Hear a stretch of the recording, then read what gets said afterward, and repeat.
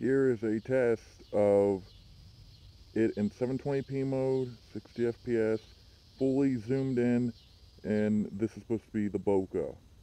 So if you're looking for the bokeh, well, here's a test.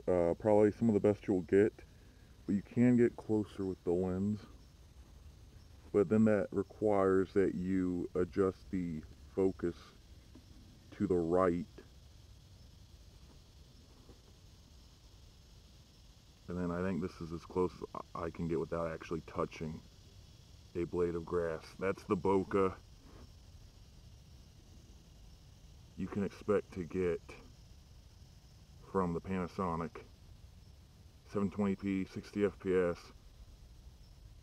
Shutter is 1/30th. Some people say you should have 1/60th or 1/20th. 1/120th.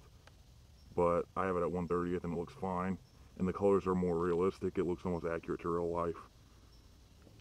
Here is a test of the zoom.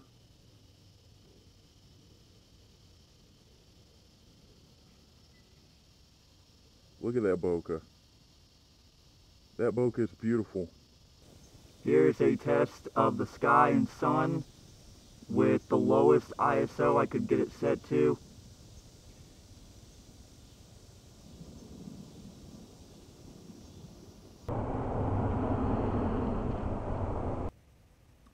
This is with the shutter at 1/2000th of a second.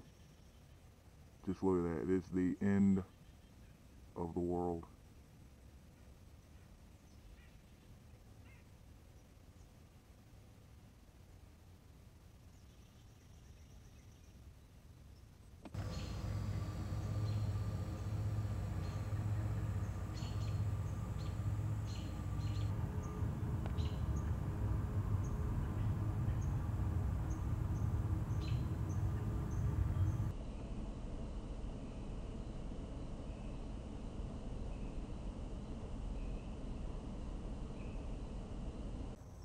According to Panasonic, this is 24 FPS mode at 720p. The camera films in 1080i, but as you know, 1080i interlaced is really not that great, and it's not true 1080p. On the viewfinder and the external monitor, this camera looks very, very, very jerky at 720p, and I've watched some videos on YouTube of P2 card recordings that looked very, very choppy as well. I hope that's not the case with this. I hope it's one of those things where it looks crappy, but then it's actually really amazing.